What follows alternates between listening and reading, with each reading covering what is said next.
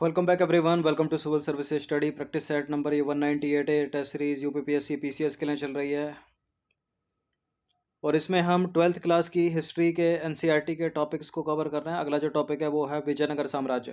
ठीक है, लेसन का जो नाम है एक साम्राज्य की राजधानी विजयनगर।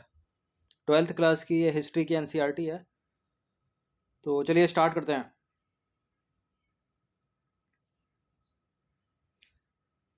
तो पहला प्रश्न इस टॉपिक से बनता है और ये जो सीरीज़ है उन लोगों के लिए बहुत इम्पोर्टेंट है जो एनसीईआरटी की किताबों को बोर समझते हैं, पढ़ते नहीं हैं उनको।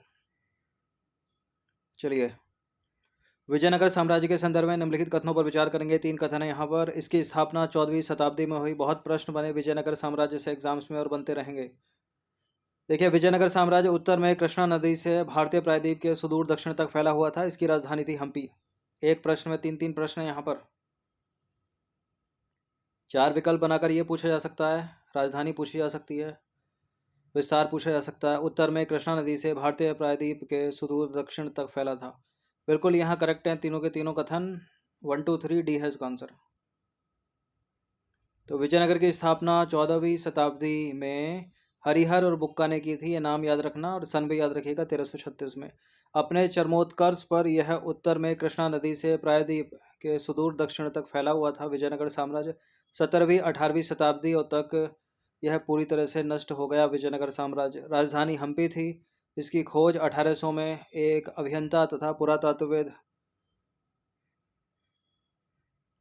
कर्नल कॉलिन मैकेंजी ने की। उसने विरूपाक्ष मंदिर तथा पंपा देवी के पूजा स्थल का विशेष रूप से उल्लेख किया। क्वेश्चन नंबर 2 पर आ जाइए। निम्नलिखित युग्मों पर विचार करेंगे। यह मंदिर, यह स्थान। बृहदेश्वर मंदिर कहाँ पर? गुजरात इसके सामने लिखा है। और चन्नकेशव मंदिर के सामने बेलूर लिखा है। इनकरेक्ट ढूंढना है, कौन सा इनकरेक्ट है। बृहदेश्वर मंदिर कहाँ पर है? गुजरात में? गुजरात में तो नहीं है, तंजौर में है। ये तंजौर तमिलनाडु में। तो गलत हो गया पहला वाला स्टेटमेंट। और कन्न केशव मंदिर ये वेल्लूर में, दूसरा वाला सही है। तो गलत ही अपने को ढूंढना है। तो यानी जो आंसर हो जाएगा केवल एक हो जाएगा। तो वृद्धेश्वर मंदिर है तंजौर तमिलनाडु में और चन्नकेशव मंदिर है वेलूर में। तो दूसरा युग्म गलत है, दूसरा युग्म सही है, पहला गलत है। और गलत बताना है तो पहला आंसर है। विजयनगर के संदर्भ में निम्नलिखित कथनों पर विचार करेंगे। 3 कथन है यहाँ पर, कौन सा इसमें गलत होगा। कुदिरई चेट्टी घोड़ों के व्यापारी थे और नगलपुरम की स्थापना हरिहर और बुक्का ने की थी। कृष्णदेव राय का संबंध तुलुव वंश से था। तुलुब से था या संगम से था या अराविदु से था या सालुब से था। ये क्रम याद रखिएगा। संगम के बाद सालुब, उसके बाद तुलुब और चौथा है अराविदु। ये क्रम भी पूछ लेता है। तो कुदिरई चेट्टी घोड़ों के व्यापारी थे, ठीक है। कृष्णदेव राय का संबंध तुलुब वंश से था, यह भी सही है। नगलपुरम की स्थापना हरिहर और बुक्का ने नहीं की थी, तो गलत है। गलती अपने को ढूंढना, दूसरा वाला गलत है, बी है इसका आंसर। देखिए, विजयनगर में व्यापार अरब व्यापारियों द्वारा नियंत्रित होता था और व्यापारियों के स्थानीय समूह को कुदिरई चेट्टी अथवा घोड़ों के व्यापारी कहा जाता था। तो पहला वाला सही हो गया, दूसरा वाला गलत है। क्योंकि कृष्णदेव राय ने अपनी मां के नाम पर विजयनगर के समीप नगलपुरम नगर की स्थापना की थी। तो कृष्णदेव राय ने की थी, नगलपुरम नगर की स्थापना न की हरिहर बुक्का ने। तो गलत है दूसरा वाला स्टेटमेंट, वही आंसर है। और कृष्णदेव राय तुलुब वंश से संबंधित है। सालुब को तुलुब वंश ने पदच्युत कर सत्ता हासिल की थी, ठीक है। यानी सबसे पहला आया संगम, उसके बाद सालुब, संगम सालुब दूसरा, तीसरा तुलुब, और इसके बाद भी अगर पूछ ले तो अराविदु। क्वेश्चन नंबर 4 पर आ जाइए। विजयनगर के संदर्भ में निम्नलिखित में से कौन सा स्टेटमेंट गलत है। तुलुब वंश के पश्चात अराविदु वंश की स्थापना हुई। तब सबसे पहले संगम, उसके बाद सालुब, फिर तुलुब, तुलुब के बाद अराविदु, तो सही हो गया है। और राक्षस तागड़ी के युद्ध में विजयनगर की पराजय हुई। राक्षसी तागड़ी के युद्ध में विजयनगर की पराजय हुई। विजयनगर में दक्कन के सुल्तानों को अश्वपति या रायों को नरपति कहकर संबोधित किया गया तथा रायों को नरपति सुल्तानों को अशुपति, रायों को नरपति कहकर संबोधित किया गया। और कृष्णदेव राय ने अमुक्त माल्याद की रचना तमिल भाषा में की। अपने आप में इंपॉर्टेंट प्रश्न है, अमुक्त माल्याद किसकी रचना है? तो कृष्णदेव राय की रचना है, लेकिन तेलुगु में की है। ठीक है, प्रश्न यहाँ से भी कई बार बना, 4 विकल्प बनाकर यहाँ से भी कई बार बना, तो तेलुगु याद रखिएगा, क्योंकि पहला सही है, दूसरा सही है, तीसरा सही है, चौथा इनकरेक्ट है, यही आंसर है। देखिए, संगम वंश के बाद तुलुव वंश की स्थापना हुई, जो सैनिक कमांडर थे तथा 1503 ईस्वी तक सत्ता में रहे। और इसके बाद तुलुवों ने उनका स्थान ले लिया। कृष्णदेव राय तुलुव वंश से संबंधित थे। तुलुव वंश के बाद सत्ता अराविदु वंश के हाथों में चली गई। तो सबसे पहले संगम, उसके बाद सालो, फिर तीसरा तुलुव, चौथा अराविदु। तो पहला सही है, ठीक है, दूसरा भी सही है, तीसरा भी सही है, चौथा वाला गलत है, क्योंकि कृष्णदेव राय ने अमुक्त माल्याद की रचना की तेलुगु भाषा में की। दोनों चीज़ों को याद रखिएगा, न कि तमिल में। क्वेश्चन नंबर 5 पर आ जाइए। निम्नलिखित कथनों पर विचार करेंगे। अमर नायक प्रणाली विजयनगर की राजनीतिक खोज थी। अमर नायकों के पद वंशानुगत होते थे तथा इनका स्थानांतरण नहीं किया जा सकता था। अमर नायक प्रणाली में दिल्ली सल्तनत की एकता व्यवस्था के गुण विद्यमान थे। कृष्णदेव राय ने स्वयं को यवन राज्य की स्थापना करने वाला कहा। कौन सा सही है? देखिए, कृष्णदेव राय ने स्वयं को यवन राज्य की स्थापना करने वाला कहा, ठीक है।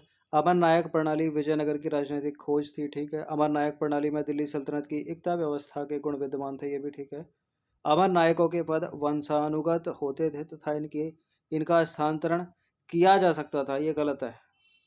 इनका स्थानांतरण किया जा सकता था, तो जहाँ जहाँ 2 है उसको एलिमिनेट कर दीजिए। इसका आंसर हो जाएगा केवल 1, 3 और 4। अमर नायक प्रणाली विजयनगर साम्राज्य की प्रमुख राजनीतिक खोज थी। इसमें कई तत्व दिल्ली सल्तनत की एकता प्रणाली से लिए गए थे। अमर नायक सैनिक कमांडर थे, जिन्हें प्रशासन द्वारा राज्य क्षेत्र दिए जाते थे। ये कर वसूलने का काम करते थे। इनकी अपनी सेना होती थी, जो संकट के समय राजा की मदद करती थी।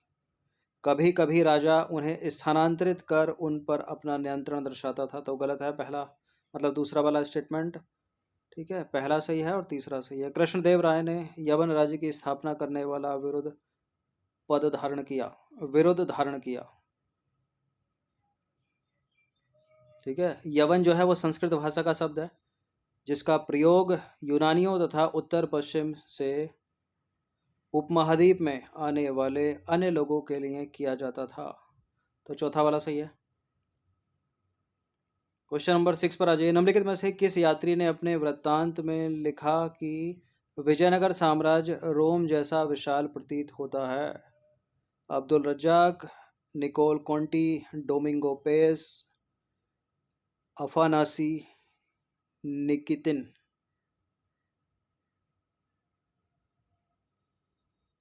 किसने अपने वृत्तांत में लिखा विजयनगर साम्राज्य रोम जैसा प्रतीत होता है? इसका आंसर है Domingo Paes, option number A. तो डोमिंगो पेस ने लिखा विजयनगर साम्राज्य रोम जैसा प्रतीत होता है।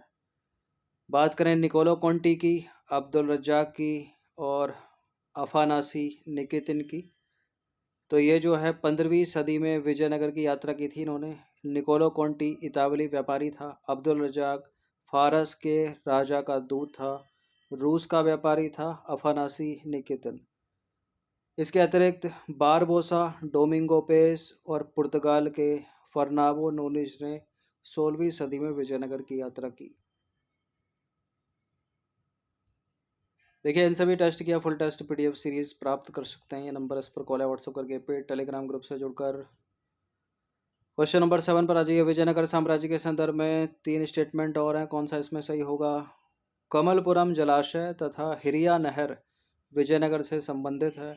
अब्दुल रज्जाक ने विजयनगर की किलेबंदी का विस्तृत विवरण लिखा है। यहाँ के शासकों ने कृषि क्षेत्रों की किलेबंदी पर बल दिया। बिल्कुल, ये करेक्ट हैं तीनों के तीनों स्टेटमेंट। डी है इसका आंसर 1 2 3।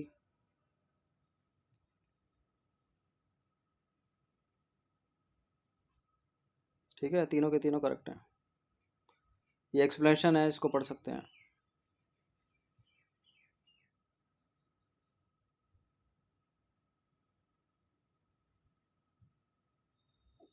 चलिए अब आ जाइए क्वेश्चन नंबर 8 पर। डोमिंगो पेज द्वारा वर्णित महानवमी डिब्बा का संबंध निम्नलिखित में से किससे था? राजमहल से, विशालकाय मंच से, शिल्पकारी का एक प्रकार या विशिष्ट प्रकार के वस्त्र जिन्हें राजा धारण करता था? महानवमी डिब्बा, विशालकाय मंच, ऑप्शन नंबर बी। देखिए, शहर के सबसे ऊंचे स्थान में से एक पर स्थित महानवमी डिब्बा एक विशालकाय मंच था। इस संरचना से जुड़े अनुष्ठान संभवतः सितंबर तथा अक्टूबर के शरद माह में मनाए जाने वाले 10 दिन के हिंदू त्योहार यानी नवरात्रि और अथवा महानवमी के नवें दिन, नवें दिवस के अवसर पर निष्पादित किए जाते थे। नवरात्रि को उत्तर भारत में दशहरा, बंगाल में दुर्गा पूजा तथा प्रायद्वीप भारत में नवरात्रि या महानवमी के नाम से जाना जाता है। और इस अवसर पर विजयनगर के राजा अपने वैभव का प्रदर्शन करते थे। क्वेश्चन नंबर 9 पर आ जाइए। विजयनगर के संदर्भ में 3 स्टेटमेंट है, यहाँ पर 3 कथन है, यहाँ पर कौन सा इसमें सही होगा? राय गोपुरम यहाँ के राजकीय प्रवेश द्वार थे। विरूपाक्ष मंदिर को विजयनगर साम्राज्य की स्थापना के बाद और अधिक बड़ा किया गया। विट्ठल मंदिर के प्रमुख देवता विट्ठल महाराष्ट्र में पूजे जाने वाले विष्णु के एक रूप हैं। कौन सा सही है विजयनगर साम्राज्य के संदर्भ में इन 3 कथन में से? राय गोपुरम यहाँ के राजकीय प्रवेश द्वार थे, ठीक है। विरूपाक्ष मंदिर को विजयनगर साम्राज्य की स्थापना के बाद और अधिक बड़ा किया गया, ये भी ठीक है। और विट्ठल मंदिर के प्रमुख देवता विट्ठल महाराष्ट्र में पूजे जाने वाले विष्णु के एक रूप हैं, ये भी ठीक है। तो सारे के सारे सही हो गए। इसका आंसर हो गया ऑप्शन नंबर डी, 1 2 3। देखिए, राय गोपुरम यहाँ के स्थापत्य के भाग हैं जो कि राजकीय प्रवेश द्वार होते थे। ये प्रवेश द्वार लंबी दूरी से ही मंदिर के होने का संकेत देते थे। स्थापत्य के अन्य विशिष्ट अभिलक्षणों में मंडप तथा लंबे स्तंभों वाले गलियारे जो अक्सर मंदिर परिसर में स्थित देव स्थलों के चारों ओर बने थे सम्मिलित हैं। विजयनगर के मंदिर परिसरों की एक चारित्रिक विशेषता रथ गलियां थीं जो मंदिर के गोपुरम से सीधी रेखा में जाती थीं। इन गलियों का फर्श पत्थर के टुकड़ों से बनाया गया था और इनके दोनों ओर स्तंभ वाले मंडप थे जिनमें व्यापारी अपनी दुकानें लगाया करते थे। विरूपाक्ष मंदिर का निर्माण कई शताब्दियों में हुआ और इसी क्रम में विजयनगर साम्राज्य की स्थापना के बाद इसे और अधिक बड़ा किया गया। और विट्ठल मंदिर के प्रमुख देवता विट्ठल थे जो सामान्यतः महाराष्ट्र में पूजे जाने वाले विष्णु के रूप हैं। तो तीनों के तीनों जो हैं कथन करेक्ट हैं। 1 2 3 डी है इसका आंसर। 10वां प्रश्न है, चिदम्बरम मंदिर निम्नलिखित में से कहाँ स्थित है? कर्नाटक, तमिलनाडु, महाराष्ट्र, आंध्र प्रदेश। ये तमिलनाडु में है, बी है इसका आंसर। तो चिदम्बरम मंदिर तमिलनाडु में स्थित है और यहाँ मंदिर के गोपुरम में कृष्णदेव राय की मूर्ति रखी है। क्वेश्चन नंबर 11 पर आ जाइए। सूची 1 को सूची 2 के साथ सम्मिलित कीजिए। नीचे दिए गए कूट का प्रयोग करके सही उत्तर का चुनाव कीजिए। सूची 1 में राज्य और सूची 2 में स्थापना वर्ष। गजपति, गोलकुंडा, बहमनी और दिल्ली। गजपति यानी उड़ीसा में स्थिति है इसकी, तो ये है 1435। गोलकुंडा 1518, बहमनी 1347 और दिल्ली हो गया 1206। डी का 4 2 में है, वैसे 1 से तो एलिमिनेट होता नहीं है, ठीक है। सी है इसका आंसर। तो उपरोक्त सूची का जो सही सुमेलन है वो इस प्रकार से होगा, जैसे कि गजपति 1435 में, गोलकुंडा 1518 में, बहमनी 1347 और दिल्ली हो गया 1206। तो ये राज्य हो गए, ये हो गए स्थापना वर्ष।